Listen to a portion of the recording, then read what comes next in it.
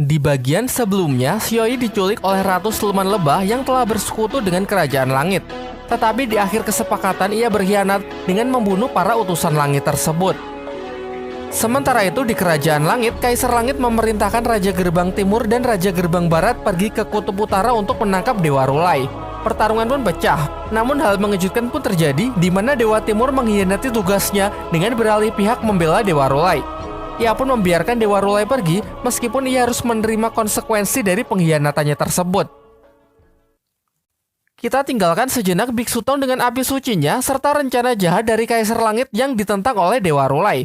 Mari kita lihat nasib Aose yang di bagian sebelumnya tengah berjuang melawan 3 Garuda Merah sekaligus. Aose yang sudah merasa putus asa melihat kilatan petir dari langit yang menjadi pertanda ada yang datang untuk menyelamatkannya.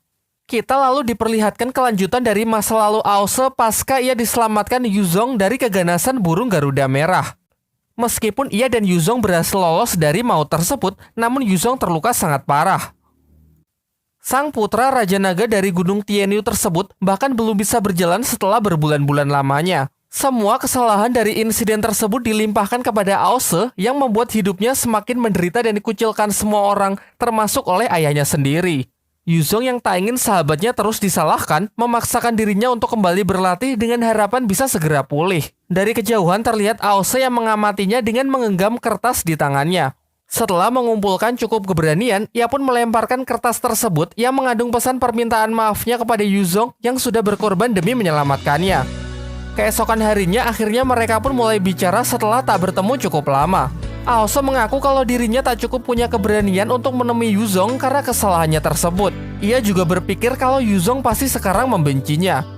Menanggapi hal itu, Yuzong berusaha meyakinkannya dengan mengatakan bahwa ia sama sekali tak menyalahkan Aose, juga sudah selayaknya teman saling membantu. Namun Aose merasa kalau itu semua cuma omong kosong. Aose yang emosi mendorong Yuzong dan mengatakan kalau ia sama sekali tak butuh belas kasihan. Ia terus saja menyalahkan dirinya sendiri karena ulahnya lah Yuzong menjadi cacat. Ia juga mengungkapkan kalau telah sangat bodoh percaya kalau ia bisa menjadi naga yang pemberani. Kali ini perasaan Aose pun benar-benar kacau. Keadaannya menjadi lebih buruk dari sebelumnya, semua orang menyalahkannya, bahkan ayahnya sendiri ingin membunuhnya.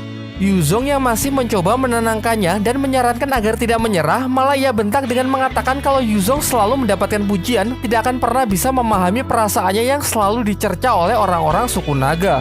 Pembicaraan pun ditutup dengan Aose yang mengatakan mulai sekarang ia tak bisa lagi hidup di klan naga dan pergi meninggalkan rumahnya tersebut. Meskipun dari hatinya yang terdalam, ia sangat menyesali perpisahannya dengan sahabat baiknya waktu itu.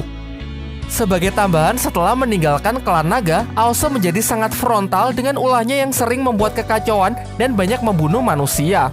Hal ini ia lakukan semata-mata untuk mempermalukan dan mencemarkan nama baik dari sang ayah yang sangat ia benci.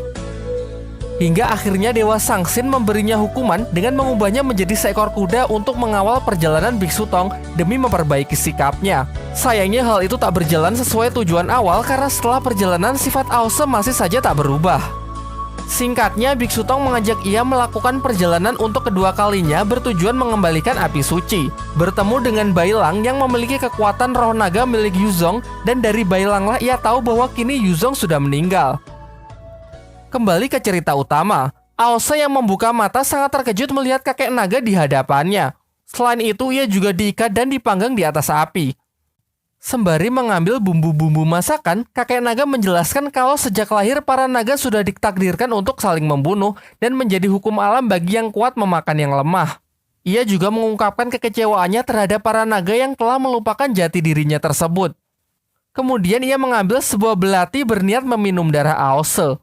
Ternyata ia sama sekali tak main-main. Dengan belati di tangannya, ia pun langsung merobek leher Aose untuk mengambil darahnya. Setelah ia meneguk darah tersebut, ia pun dapat melihat gambaran yang memperlihatkan perjalanan hidup Aose. Dari kisah masa kecilnya yang selalu dikucilkan, sampai ketika ia ditugaskan mengambil api suci ke barat bersama Sun Wukong dan yang lainnya, hingga Biksu Tong mengajaknya untuk mengembalikan api suci tersebut.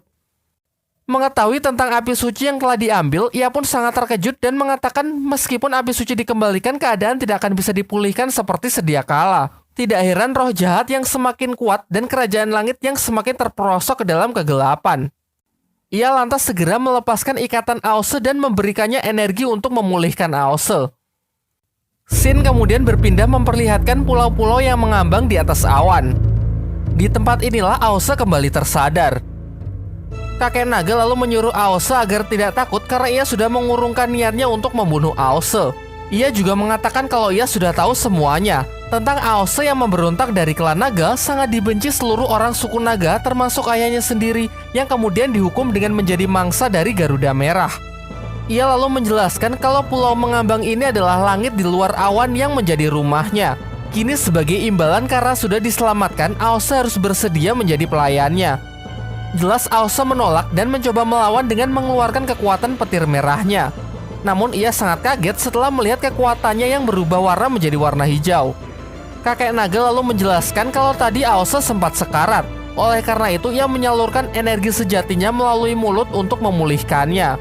Di sini kakek naga mengungkapkan kalau ia sudah hidup sendirian dan sudah 100 tahun lamanya ia tak bicara dengan naga lain.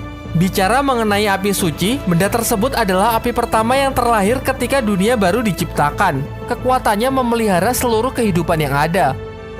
Sama halnya dengan api suci, ia pun memperkenalkan diri bahwa ia juga merupakan naga agung pertama yang terlahir. Bisa dikatakan sebagai nenek moyang dari bangsa naga, yang memiliki nama kuno Najia. Ia kemudian menagih imbalan karena sudah menyelamatkan Aose dengan menyuruh Aose melakukan sesuatu.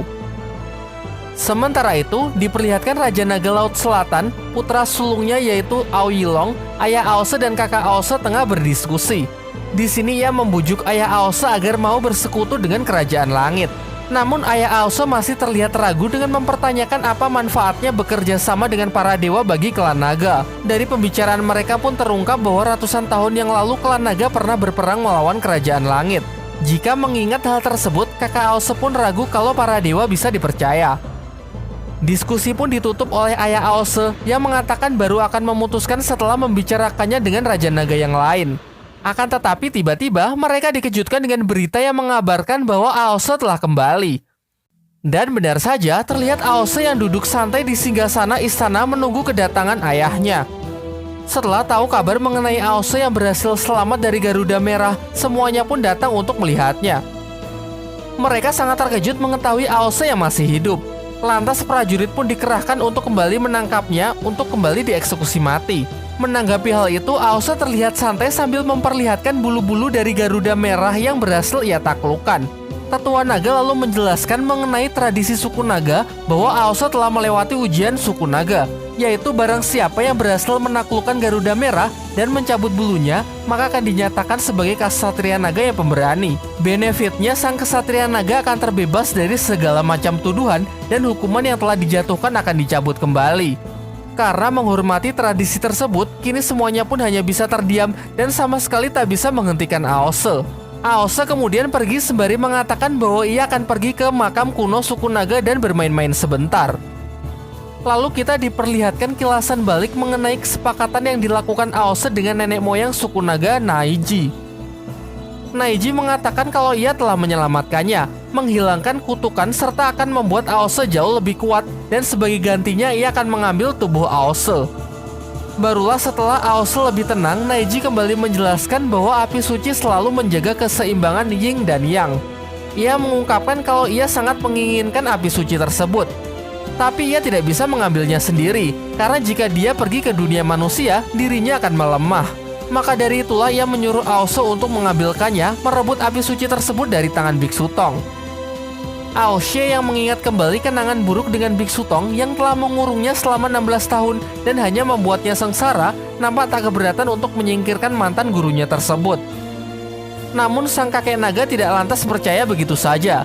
Naiji yang khawatir Aose akan membelot, memperlihatkan putri naga Aoling yang kemarin ditelan Garuda Merah hidup-hidup ternyata berhasil ia selamatkan meskipun dalam keadaan yang sangat lemah. Naiji pun mengancam jika Aose berani membelot maka ia tidak akan segan untuk membunuh Aoling. Mendengar ancaman itu, seketika emosi Aose pun tersulut sehingga ia menyerang Naiji dengan serangan petirnya.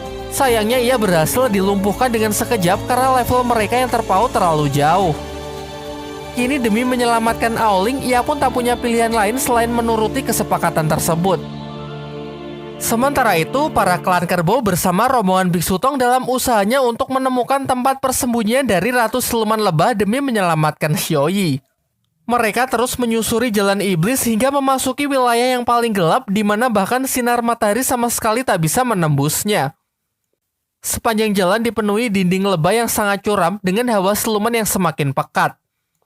Untung saja mereka dibantu kemampuan spesial dari Perdana Menteri Siluman Kerbau, Douji, yaitu mantra pelacak darah yang dapat melacak keberadaan musuh menggunakan tetesan darahnya. Meskipun untuk menggunakan kemampuan tersebut, ia harus membiarkan darahnya dihisap oleh siluman lebah terlebih dahulu. Hal ini membuat tubuhnya menjadi sangat lemah. Bahkan dikatakan dengan luka tersebut, ia membutuhkan waktu bertahun-tahun agar bisa kembali pulih. Namun demi membalaskan dendam klan kerbau atas penyiksaan para siluman lebah yang telah berlangsung sangat lama, meyakinkannya kalau ia tak akan menyesal asalkan bisa menghancurkan mereka semua. Tak lama setelah melanjutkan perjalanan, terlihat pasukan siluman lebah yang memiliki jumlah jauh lebih banyak dari sebelumnya telah muncul seakan menyambut kedatangan mereka. Dengan sombong, Ratu Siluman Lebah mengatakan kalau tempat ini adalah wilayahnya, sehingga ia tak akan membiarkan siapapun bisa keluar hidup-hidup. Tentu Raja Kerbau tak gentar sedikit pun, dengan lantang ia mengatakan kalau tak ada tempat yang tidak bisa ia masuki. Dan akhirnya bentrokan pun tak terelakkan.